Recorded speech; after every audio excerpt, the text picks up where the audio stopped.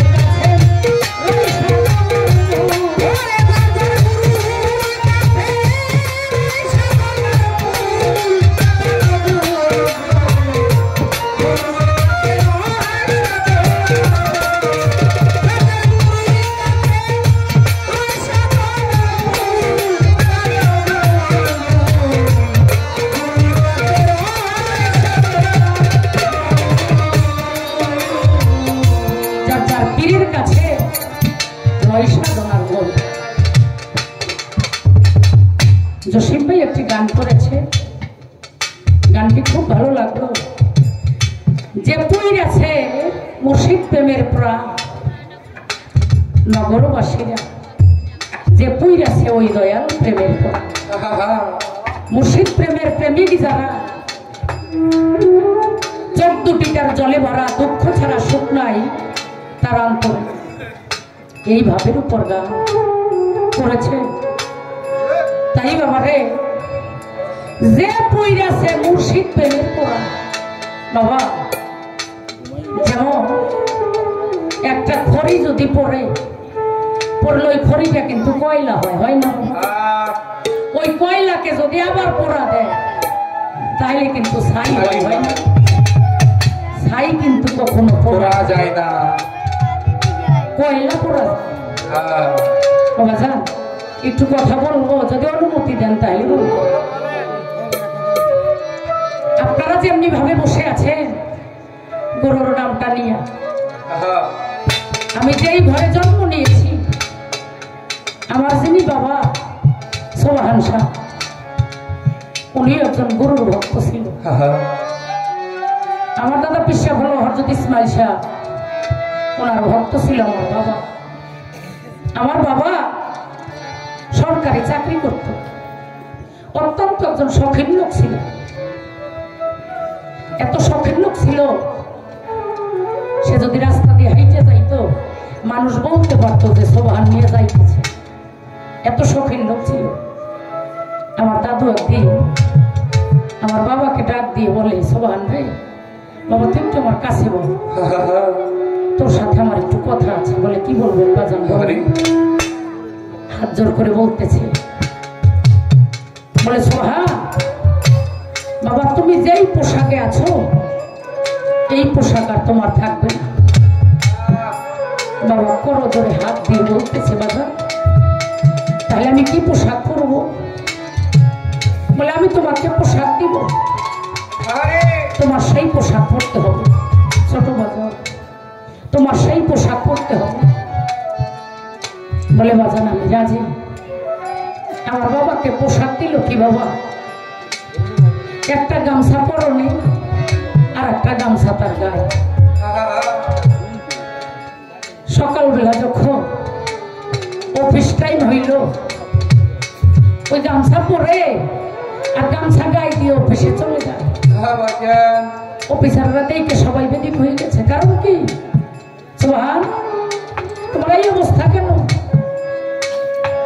তোমার কি কোনো দুর্ঘটনা ঘটেছে?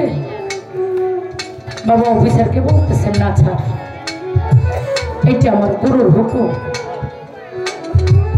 বলার সাথে সাথে অফিসার বলতেছে, সোহান ঠিক আছে, তোমার গুরুর হুকুম তুমি পালন করো।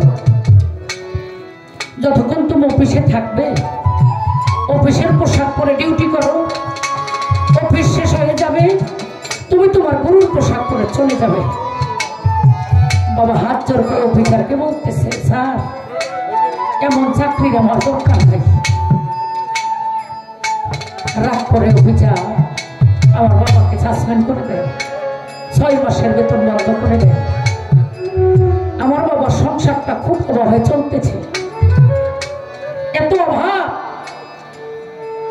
যে অভাবের কোনো শেষ নাই। আমরা 7 ভাই বোন, আমি সবার ছোট। আমরা সবাই ছিলাম দাদা ইসমাইল শাহ পাগল। ওনার জন্য সব কিছু ত্যাগ করতে পারি। ওনার জন্য যদি কেউ বলে জীবন দিতে হবে, তা তো আমরা রাজি। তখন বলতেছে, একদিন আমার দাদু ইসমাইল শাহ কলাপাড়াতে আসছে, ভক্ত মহল্লায়। আমার বাড়ির পাশে আরো চাচা পীরেরা আছে।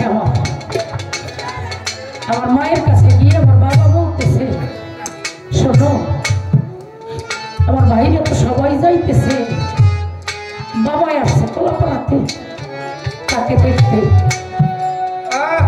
আমি একটু যাইতে পারতাম।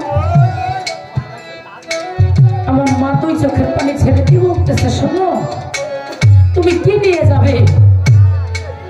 তোমার কাছে তো এই সম্বল নাই তুমি যে তাকে দেখতে যাবে।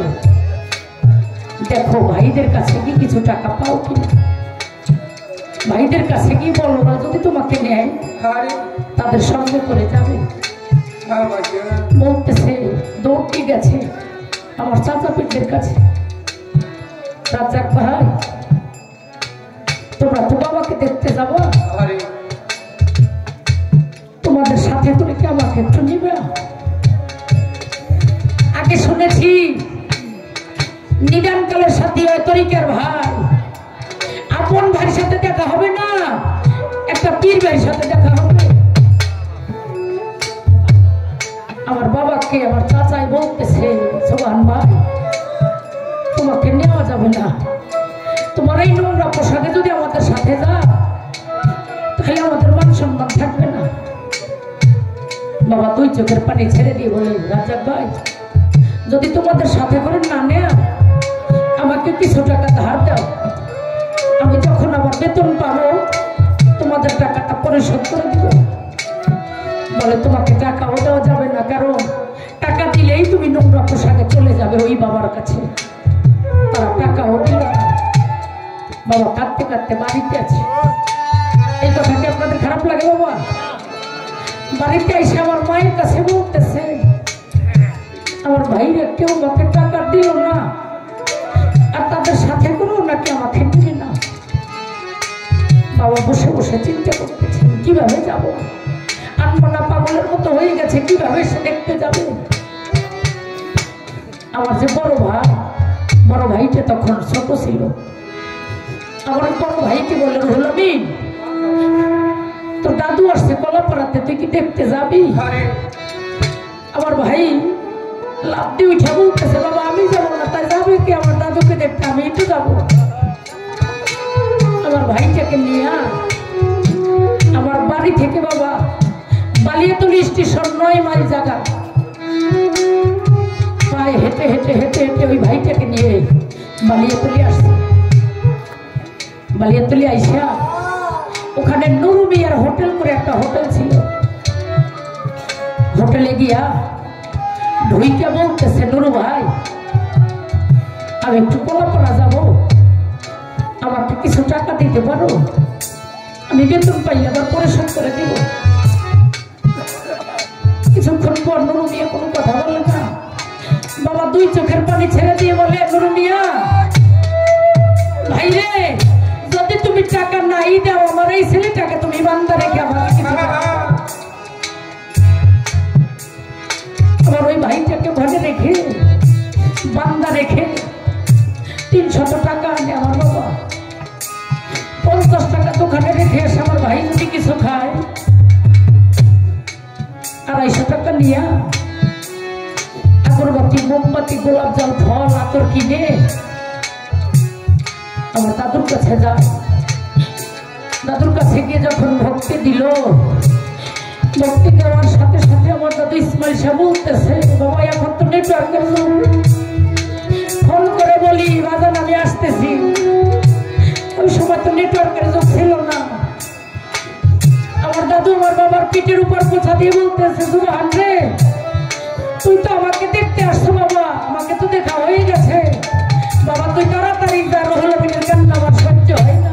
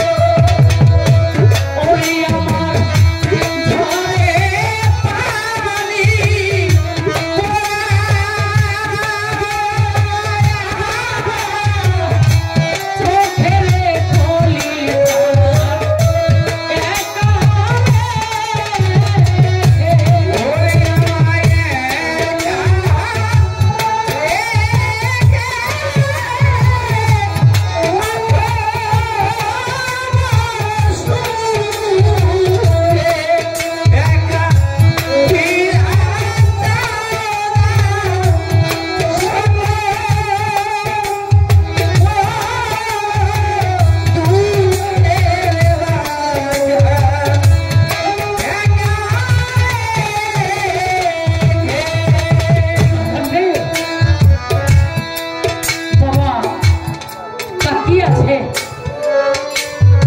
আমার দাদু ইসমাইল শাহর মুখের দিকে। বলে রুহুল আমিন তুমি তাড়াতাড়ি রুহুল আমিনকে দেখতে দাও। রুহুল আমিন অনেক কান্না করতেছে, ও কান্না আমি সহ্য করতে পারি না, তুমি তাড়াতাড়ি চলে যাও। আমার বাবা যে ওই নদীটা পার হয়ে পার উঠছে, আমার বড় ভাই জানালা ধরে, খুব ছোট ছিল ভাইটা,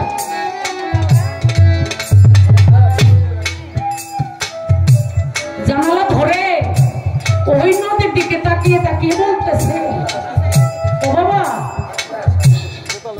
তুমি আমাকে দেখতাম না দাদুকে, আজকে দাদুকে তো দেখতে পারবো না, অথচ তোমাদেরকে আমি দেখতে পারবো, কারণ তুমি এই দোকানের টাকা পরিশোধ করতে পারবো না, আমাকেও নিতে পারবো না, আজকে মাকেও দেখতে পারবো না, বাবাকেও দেখতে পারবো না, আমার ভাই বোন যারা আছে তাদেরকেও মনে হয় আর কোনোদিন দেখা হবে না। বলার সাথে সাথে দেখতেছে কিছুক্ষণ পর বাবা চলে আসছে। আইসে তখন নুরু মিয়ার দোকানে উঠলো। নুরু মিয়া ক্যাশ থেকে নাইমে আইসে আমার বাবার পাও দুইটা জড়িয়ে ধরে বলতেছে, সুবহান ভাই আপনার মতো এরকম লোক আমার জীবনে আমি দেখি নাই, আপনার মতো লোক আমি আমার জীবনে দেখি নাই, কারণ নিজের কোলের সন্তান বান্দা রেখে যে মুর্শিদকে দেখতে যায়